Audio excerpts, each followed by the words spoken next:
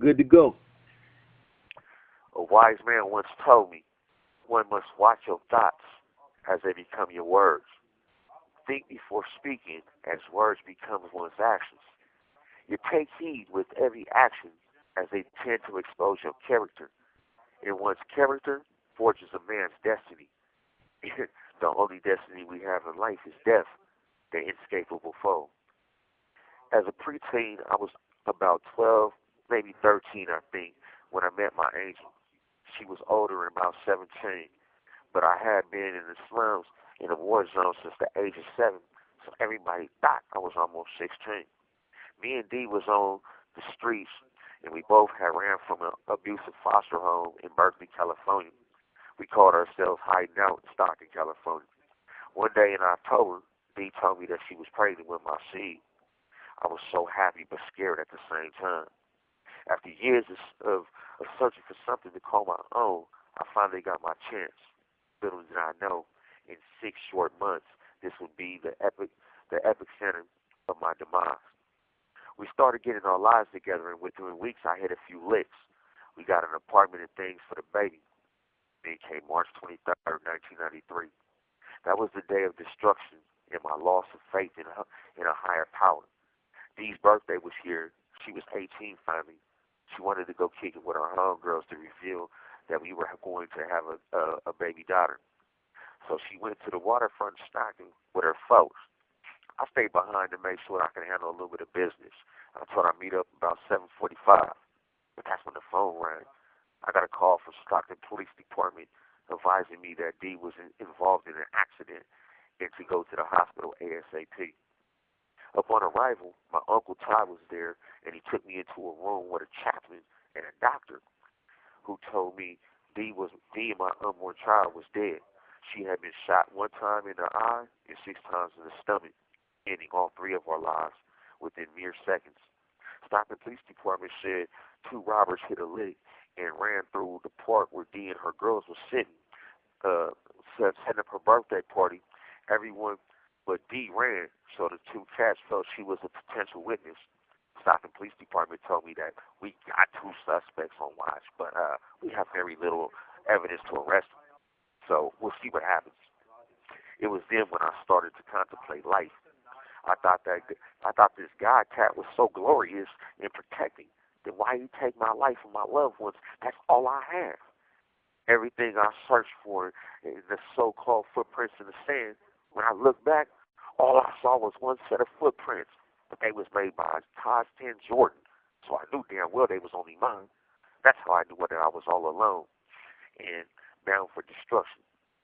I also realized that the preacher in his $3,000 suit and sparkling brand new Benz was a fraud. His God was nothing but a soulless beast. I soon realized that the light at the end of the tunnel, in this dark tunnel, was 20 feet ahead of me, and it was a headlight of a 200,000-pound freight train, and I was in too deep to run. I bought a Glock the day of her funeral. I couldn't make it. I couldn't move. I couldn't do anything. And I just couldn't move on. I lost hope. And I sat there and I watched them lock him in a mausoleum in the wall. I sat through the night with the gun to my head, contemplating suicide. But I didn't have the balls to pull the trigger. That was the turning point in my hopeless life. All I could do was think of revenge. I stopped shedding salty tears and started shedding tears of blood. April 17th, 93, 9:45 a.m. My Uncle Todd came and told me to ride with him to go catch the cats who destroyed my hope. He handed me a 4.5 compact, fully loaded. My thoughts went blank, my blood ran hot, and my heart was eerily calm. We arrived in the north of Stockton, and my folks rode by a crowd of men and pointed out the two twins and told me, "You see them two niggas right there? This is what you do. Cuddy, I'll be at the end of the block. You gonna knock their ass down and do it moving." I said, okay. So I got out of the car, I pulled up my hoodie, and it seemed like I was in the Matrix. All went in slow motion. I could smell the spilled beer and the weed smoke. I could hear the lyrics to E40 on the cover sound system. I clutched the 4.5 in my fist and approached the twin number one. I walked up asking him, "Hey, bruh, hey, who got the weed?" He was like, "Hey, I got it right here. What you looking for?" I stepped within inches of him and quickly pulled the trigger, pulled the 4.5 and pushed it underneath his chin, and I yelled, "This is for D and my baby, bitch." I looked in his eyes. The smell of piss was strong as I could see the tears in his face. As he tried to respond, I didn't let him. I just pulled the trigger and watched. Or it seemed like an hour was just mere seconds.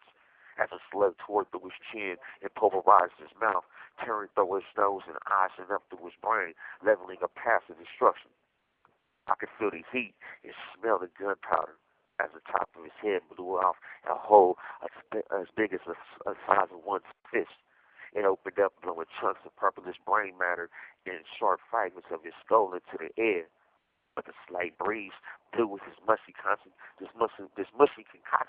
onto my hoodie and my face.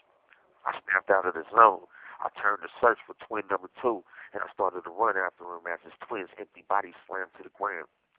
His twin was about 10 feet in front of me as he ran full speed. I ran full speed behind him while pulling the trigger 2 times. I hit my mark once in the shoulder and once in the lower back. Still, he tried to drag himself across the asphalt in a haste to escape. Brad, where the hell you think you're going? I looked down the block real quick and saw my cousin standing by his car with an AK-47 as all of the twins' homies ran away like cowards. I caught him to number 2 and I kicked him in his face, turning him over. My blood started to boil for some reason, and all I could see was red spots of pure rage.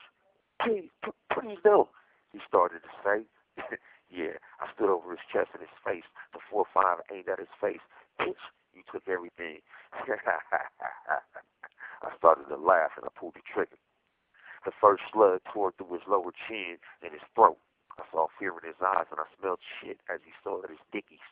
I pulled again, and I guess I blanked out because when I came to, the gun was racked back and I was covered in brain matter and chunks of bone, flesh, and blood was all over my hoodie and my pants. I was still pulling the trigger on the spent weapon. It was just clicking, click, click, click, click.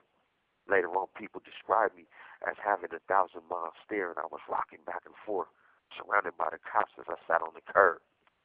I came back to reality when a cop tackled me and took the gun. This was my demise. Soon at my court hearing for the true finding. See, when we juveniles, we don't have trials. We just have true findings. I was made out to be the worst menace to society on the planet. I was worse than motherfucking Benny Siegel. Before being sentenced, I asked the judge, "Hey man, can I ask you a quick question, man?" He said, "Yeah, go ahead." I said, "Now tell me, Your Honor, in your white little castle, sit up there on your high horse.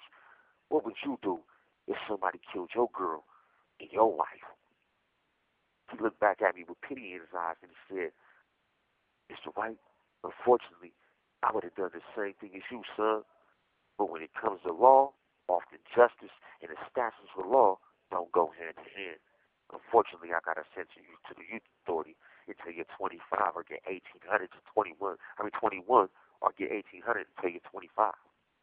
As a young teen, I entered CYA with no hope of a future or a pot to piss in, let alone a window to throw it out of. I didn't have nobody. Everybody I had was gone. I was placed in the 16 and 18-year-olds due to being an M number, even though I was only 13.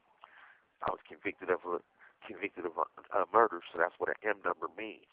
With no other choice, I quickly studied my surroundings so I could master myself and limit the kid shit. I walked around with a brick on my shoulder, quick to shed blood at the slightest line of bullshit. Being from the Bay, I chose to rock with Bloody Waters and my folks. See, Bloody Waters is the Bay and the Bloods together. We rock. We kept clicked up. As I respected their get down, they were all violent, but they was loyal to a T. They would never cross one of each other. We all took a vow. Bloody Waters quickly became my family and the only family that I knew. And for 8 long years, the only family I had. It wasn't long before I started getting in trouble. I didn't respect authority, so I was quick to fight it. The COs, which led me to many ass kickings and long months in Preston's notorious lockup called Tamarack. I gotta say, out of 29 years later, 20 years in CDC's worst prison yards, locked up in shoes, level 4 180s, I've never experienced a lockup unit worse than Tamarack. You were in a cell 24 hours a day with nothing but boxers and socks. At 9:45 p.m., you got a yoga mat that was 3 by 3 feet long, and you were on one wool itchy blanket. At 5:45 in the morning, they was knocking at your door. You got to give up your mat, your blanket. You can't talk on the tier, and if they see you communicate with others through sign language or anything on the tier, man, you ain't gonna see your mattress or your blanket for 14 days. In the summer, the heater was on, and in the winter, the air was on. In 99 or 2000, the state closed Tamarack for being condemned. It was a castle that is over 100 years old. That was crazy. I'm going to leave you guys right there until I come back next time. Thank you for listening.